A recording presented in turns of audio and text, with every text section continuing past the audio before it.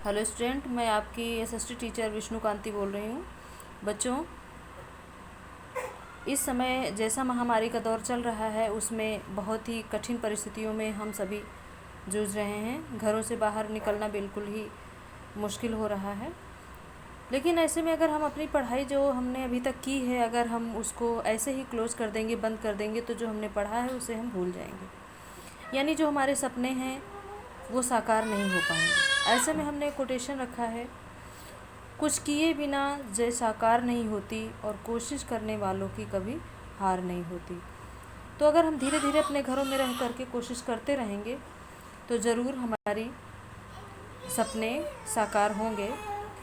बच्चों, हम मध्यकालीन भारत में यामिनी वंश यानी गजनी वंश को पढ़ रहे थे।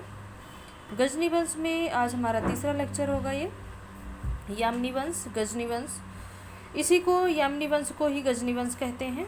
आप लोगों ने महमूद गजनवी का नाम सुना होगा। ये इसी यामिनी या गजनी वंश के ही थे। इसकी स्थापना अलप्तगीन ने किया था 933 ईस्वी में। 933 ईस्वी में अलप्तगीन ने इसकी स्थापना की थी। उसके बाद दूसरा शासक बनता है सुबुक्तगीन। सुबुक्तगीन ये अलप्तगीन का दामाद और दास था। ये अलप्तगीन का दामाद या दास था।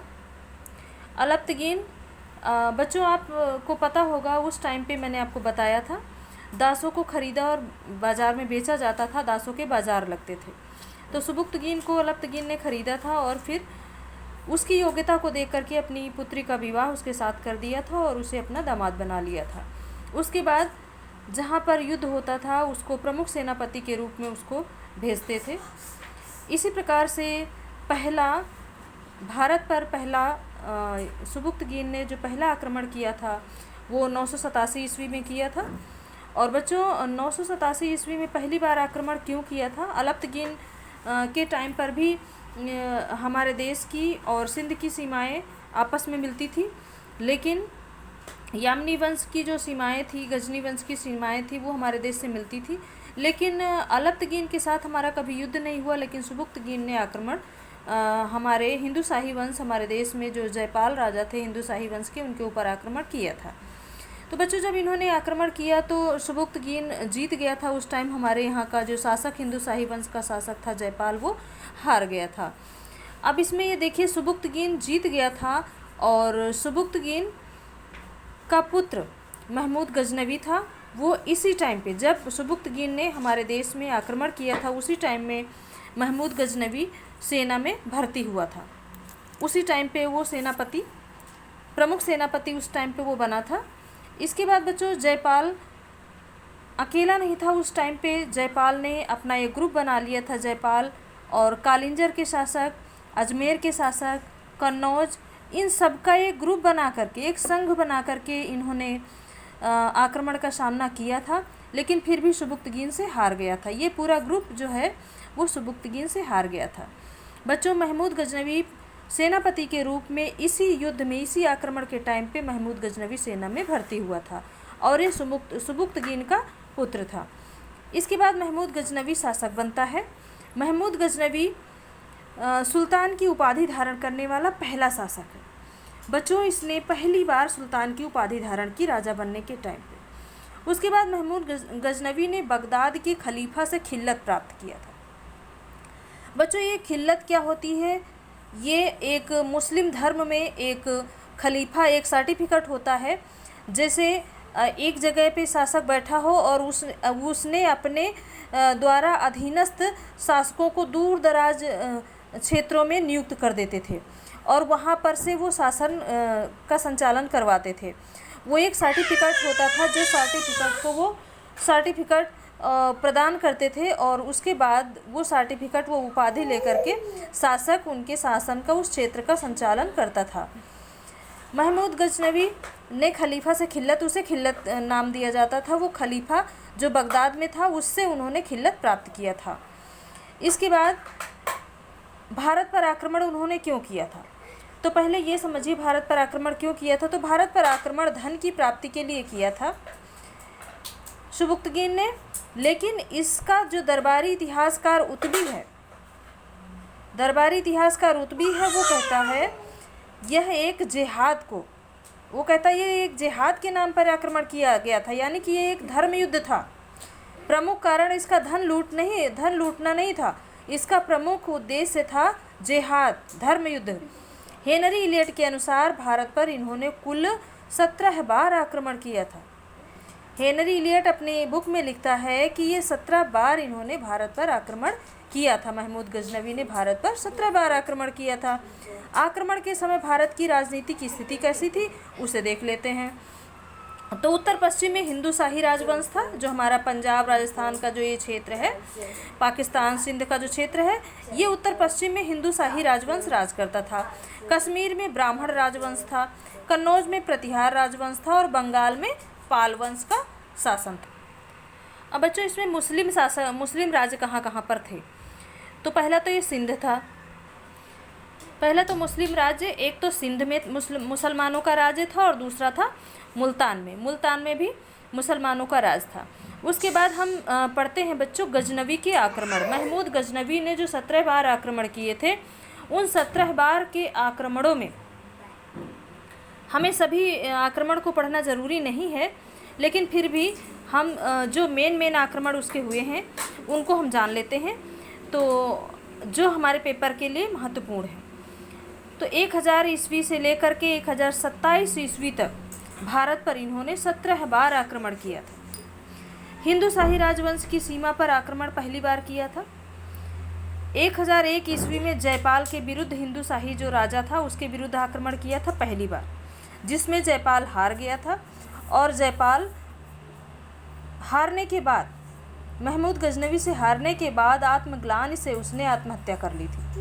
परास्त होने के बाद, महमूद गजनवी से परास्त होने के बाद जयपाल ने आत्महत्या कर ली थी। उसके बाद 1005 ईस्वी में इसने मुल्तान पर आक्रमण किया था।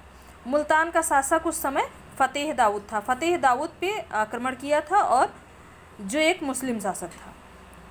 उसके बाद महमूद गजनवी अकेले फतेह दाऊद को परास्त नहीं किया था। फतेह दाऊद के साथ आनंदपाल, जो हिंदू शाही वंश का जयपाल का बेटा था, उसने संघ बना करके आक्रमण किया, लेकिन फिर भी फतेह दाऊद और आनंदपाल, जयपाल सभी का एक संघ बना हुआ था और ये सारे मारे गए थे। एक साथ सभी को हरा दिया था, सभी को पराजित किया था महमूद गजनवी ने।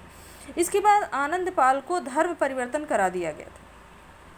आनंदपाल को धर्म परिवर्तन करा दिया था। इनके बेटे सुखपाल को महमूद गजनवी ने धर्म परिवर्तन करा करके मुल्तान का शासक बना दिया था। जब आनंदपाल को पराजित कर दिया था और अपनी अधीनता, आनंदपाल को महमूद गजनवी ने अपनी अधीनता स्वीकार करा करके और उन्हें अपना धर्म परिवर्तन करा करके हिंदू से मुसलमान बना करके उन्हें मुल्तान का शासक बना दिया था। इसके बाद वो अपने गजनी वापस चला गया था। उसके बाद 1008 ईस्वी में पुनः महमूद गजनवी आक्रमण करता है, जिसमें आनंदपाल, परमार और कछवाह, चौहान और खोंखर, इन सभी का संघ, सभी के संघ का एक साथ महमूद गजनवी ने सामना किया और गजनवी जीत गया और इस पूरे संघ को एक साथ हार का सामना करना पड़ा। उसके बाद 1018 ईस्वी में गुर्जर प्रतिहार शासक बना। गुर्जर प्रतिहार शासकों के ऊपर आक्रमण किया, जिस पे वहाँ का राज्यपाल जो था वो बिना लड़े ही भाग गया था।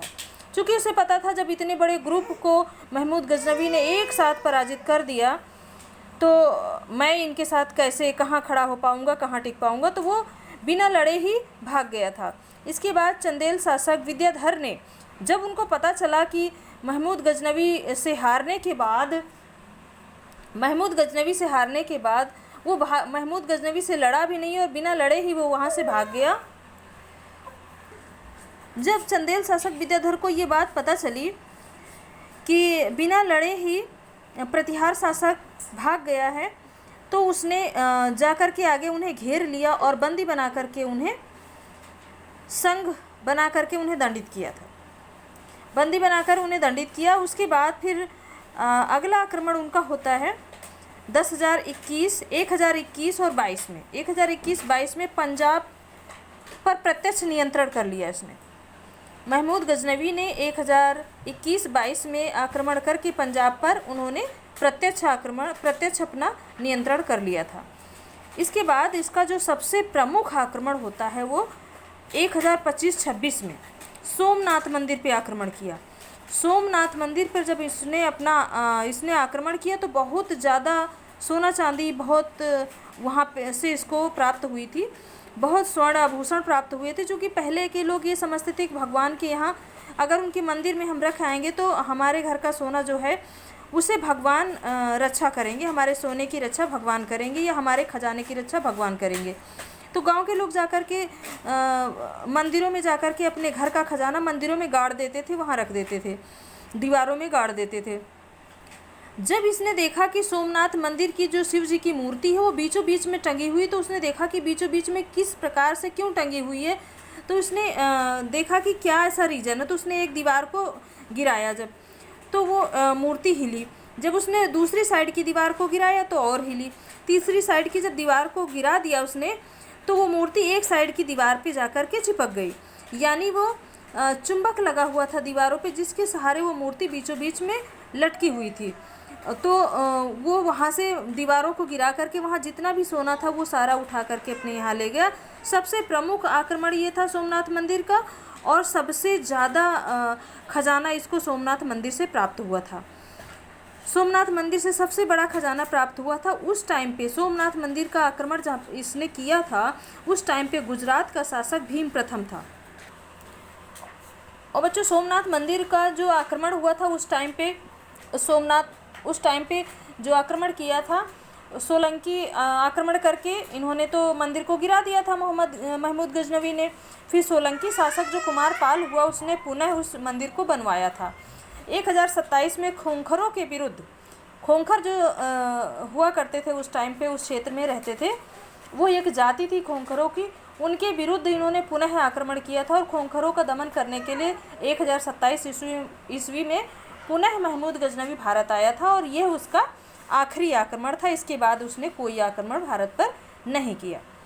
तो बच्चों आज का वीडियो हम यहीं समाप्त करते हैं। इसके बाद नेक्स्ट वीडियो हम आपको कल के क्लास में आपको देंगे, और आप पढ़ते रहिए, और इस वीडियो को जहाँ तक हो सके अपने दोस्तों के साथ भी शेयर कीजिएगा, क्योंकि जब आप शेयर करेंगे तो कोई और ज़रूरतमंद होगा, कोई और जो खाली बैठा होगा इस टाइम पे कोरोना की वजह से अपने घर में, तो उसकी भी पढ़ाई बाधित नहीं होगी और वो भी अपनी पढ़ाई सुचारू रूप से कर पाएगा।